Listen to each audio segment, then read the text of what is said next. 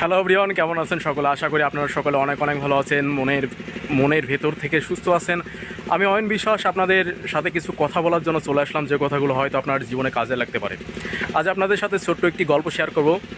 গল্পটি মূলত রামায়ণ থেকে নেয়া, এবং এই ছোট্ট গল্পটি হয়তো আমাদেরই অনেকেরই অজানা। আমরা হয়তো রামায়ণ পড়েছি, টিভিতে দেখেছি, কিন্তু এই ছোট্ট গল্পটি হয়তো অনেকেরই অজানা। সো এই গল্পটি সবার জন্য, সব বয়সী মানুষের জন্য। সো চলুন গল্পটি শুরু করা যাক। मुझे मन मुंटा मुझे कांगता मुझे संगता मुझे संगता सबली करो यार অনেক অনেক দিন আগে শ্রীরাম লঙ্কায় যাওয়ার জন্য প্রস্তুত হচ্ছিলেন। এবং কেন যাওয়ার জন্য প্রস্তুত হচ্ছিলেন? কারণ রাবণ তা লঙ্কায় সীতাকে বন্দি করে রেখেছিলেন, এবং এই লঙ্কায় যাওয়ার জন্য সবথেকে যে প্রয়োজন ছিল সেটি হচ্ছে পদ্মা সেতুর মতন একটি সেতু। কিন্তু তখনকার দিনে তো আসলে পদ্মা সেতুর মতন কোনো সেতু তৈরি করা সম্ভব ছিল না। সো এই রামের সাথে অসংখ্য বানর নিয়োজিত ছিল, যারা একটি সেতু তৈরি করার কাজে নিয়োজিত ছিল। আমার পেছনে অনেক বড় বড় ব্লক দেখতে পাচ্ছেন, যে ব্লক এই আমাদের গোরাই নদীর উপর দিয়ে একটি রেলের সেতু তৈরি হবে, এই সেতুর নদী শাসনের জন্য ব্যবহৃত হবে। ঠিক এই সাইজের ব্লক সমুদ্রের উপর ফেলছিলেন নীল এবং নল নামের দুই বানর। রামায়ণের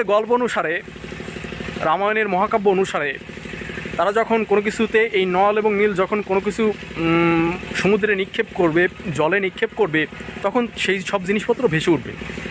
সো এরকম ব্লক সমুদ্রে ফেলা হচ্ছিল, মূলত পাথর ফেলা হচ্ছিল। তো এই সেতু তৈরিতে অনেক বানর সৈন্য নিয়োজিত ছিল। বানর সেনা বা সৈন্য বলি, তারা নিয়োজিত ছিল। তো দুইজন বানর হঠাৎ একটি কাঠবিড়ালকে হাতে তুলে নিয়ে বলছিল যে, এই কাঠবিড়াল, তুমি এখানে কি করছো? তুমি তো আমাদের পায়ের নিচে পড়েই মারা যাওয়া। তুমি এখানে কি করছো? যাও, এখান থেকে চলে যাও। তো কাঠবিড়ালটিকে সেই বানর দুটি ছুঁড়ে ফেলে মারার চেষ্টা করলো, এবং প্রায় সমুদ্রেই পড়ে যাচ্ছিল। তখন শ্রীরাম তিনি কাঠবিড়ালটিকে এক হাতে ধরে ফেললেন। তখন সেই বানর দুটি শ্রীরামকে দেখে বললেন, প্রভু, আপনি এই কাঠবিড়ালটিকে ধরলেন কেন?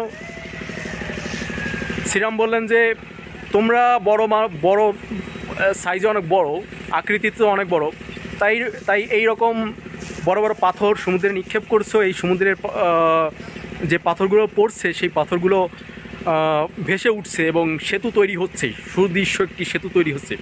কিন্তু এই যে আপনারা এখানে দেখতে পাচ্ছেন যে ছোট ছোট ফাঁক ফোকর রয়েছে, এরকম যদি ফাঁক ফোকর যেগুলো রয়েছে, সেইগুলো এই ছোট কাঠবিড়ালিটি পূরণ করার চেষ্টা করছিল।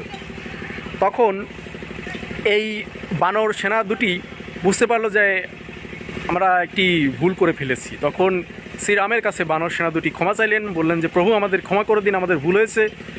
তখন কাঠবিড়াল তো খুবই খুশি, কারণ শ্রীরামের সান্নিধ্যে সে এসেছে। তখন শ্রীরাম তার 3 আঙুল দিয়ে কাঠবিড়ালের পিঠে একটা আঁচড় দেওয়ার চেষ্টা করলেন। আপনারা হয়তো কাঠবিড়াল যদি দেখে থাকেন, তাহলে দেখবেন যে কাঠবিড়ালের পিঠে সাদা 3টি দাগ রয়েছে। এই দাগটি এখনও রয়েছে। তখন কাঠবিড়ালের পিঠের উপর দিয়ে 3টি দাগ স্পষ্ট হল, এবং কাঠবিড়াল সে আবার পূর্ণাঙ্গ গতিতে সেই যেসব ছোটো ফাঁক ফোকর রয়েছে সেগুলো মেরামত করার চেষ্টা করতে থাকলো। সেই গল্প থেকে আমাদের অনেক কিছু শেখার আছে, যে কথাগুলো এখন আপনাদেরকে বলবো। দেখুন, আমাদের সমাজে সবজিওয়ালা, চাওয়ালা, মুচি, মেথর, আমাদের বাড়ির কাজের লোক, তাদের গুরুত্ব আমরা কতটুকু দিই? হকার, খুব ছোট যারা দিন এনে দিন খান, তাদের গুরুত্ব আমরা কীরকম দিই? তাদের গুরুত্ব আমরা কিন্তু খুব একটা দেই না। তো ওই যে রামায়ণের যে ছোট কাঠবিড়ালটি ছিল, সেই কাঠবিড়ালের সঙ্গে আমি এদেরকে তুলনা করব। সবজিওয়ালা, চাওয়ালা, মানে যিনি চা বিক্রি করেন, হকার, যিনি আমাদের বাড়িতে কাজ করেন, কাজের লোক, ফুটপাতে যিনি জুতা সেলাই করেন তিনি, এই ছোট ছোট সমাজের ব্যক্তিরা আমাদের সমাজের যে ফাঁক ফোকরগুলো আছে সেগুলো ঢেকে দেওয়ার চেষ্টা করে। কেউ হয়তো টাকার অঙ্কে বড়, কেউ হয়তো শিক্ষক, কেউ হয়তো প্রফেসর, কেউ হয়তো লয়ার, কেউ হয়তো বিজনেসম্যান। এ ধরনের বিভিন্ন শ্রেণীর মানুষ আছেন যারা সমাজের উঁচু পদে বাস করেন, কিন্তু সমাজের নিচু শ্রেণীতে যারা বাস করেন তারা সমাজের এই বিশৃঙ্খলা পরিস্থিতিকে ঢেকে দেওয়ার চেষ্টা করেন। তাদের খুব একটা চাওয়া নেই, তাদের খুব একটা দাবি দেওয়া নেই, কিন্তু সমাজের যে ফাঁক ফোকরগুলো আছে, যে অন্যায় দুর্নীতি আছে, তারা এগুলো বোঝে না। সব থেকে দুর্নীতি হয় কোন শ্রেণীর ক্যাটাগরিতে? যাদের কাছে টাকা আছে তারা টাকা মনে করে না। ছোট্ট 1-2 পয়সা, 1 টাকা, 2 টাকা, 10 টাকা, 5 টাকা, এই চাওয়ালা, দুধওয়ালা, সবজিওয়ালা, যিনি দুধ বিক্রি করেন তাদেরকে বলা হয় দুধওয়ালা। তো সবজিওয়ালা, হকার, এদের কাছে খুবই গুরুত্বপূর্ণ। আমাদের সমাজে এই শ্রেণীর মূল্য আমরা অতটা দেই না। মাঝে মাঝে একজন শিক্ষক মানুষ, সেও কিন্তু চায়ের দোকানে বসে বিভিন্ন ধরনের গল্প বলেন। তার হয়তো টিভি দেখার সময় নেই, আমাদের এই ভিডিও দেখার সময় নেই, তার টিকটক দেখার সময় নেই, কিন্তু সে মানুষের কাছ থেকে বিভিন্ন ধরনের গল্প শোনে। তারও একটা নিজস্ব স্বপ্ন আছে, তারও হয়তো ছেলে মেয়ে থাকে, ছোট ছোট বাচ্চা থাকে। সে সারাদিন যেসব গল্প শোনে, বিভিন্ন মানুষের সাথে মিশে, সে গল্পটা রাত্রে সেই মানুষটা যখন পরিবারের লোকেদের সাথে খেতে বসে, তখন তাদের ছেলে মেয়ে, তাদের বউ, ওয়াইফ, তাদের সাথে শেয়ার করার চেষ্টা করে। সো আজকের গল্পটা এইরকম যে আমরা দেখি যে পদ্মা সেতু তৈরিতে কত টাকা লাগলো, বিশেষ ক্যাডার যারা হয়েছে তাদের সাফল্য কতটুকু। আমরা দেখি যে একজন পাইলট কীরকম পরিমাণ টাকা আয় রোজগার করে, একজন পুলিশ ঘুষ খেয়ে কত টাকা ইনকাম করে, এইগুলোই টিভিতে সমালোচিত হয়।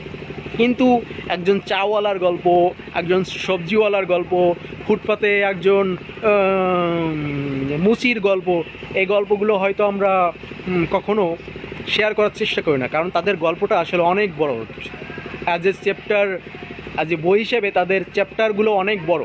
কিন্তু একজন বিজনেসম্যান, একজন শিক্ষক, একজন লয়ার, একজন প্রফেসর, একজন সাংবাদিক, এদের কাছে সাকসেস মানে অনলি টাকা। কিন্তু যারা এই ছোট শ্রেণীর পেশার মানুষ, তারা সবসময় কাজে ফোকাস করেন। যে কাজগুলোতে ফোকাস করেন সেটা হচ্ছে তাদের জীবন জীবিকা যার উপর নির্ভর করছে। সো ছোটো মুখে আমি অনেক বড় কথা বলে ফেললাম, ছোট্ট একটি গল্প দিয়ে অনেক বড় কিছু বলে ফেললাম। সো আমার ভিডিওটিতে ভুল কিছু বলে থাকে অবশ্যই কমেন্ট করে জানাবেন, এবং সামনে আরও অনেক কিছু আসতেছে আমার চ্যানেলে, আমার ফেসবুক পেজে। তো সঙ্গেই থাকবেন, এবং যদি ভুল কিছু বলে থাকে অবশ্যই কমেন্ট করে জানানোর চেষ্টা করবেন। যদি গল্পটি কেউ জেনে না থাকেন অবশ্যই বন্ধু বান্ধবের সাথে শেয়ার করার চেষ্টা করবেন। ধন্যবাদ সবাইকে, ভালো থাকবেন, নমস্কার।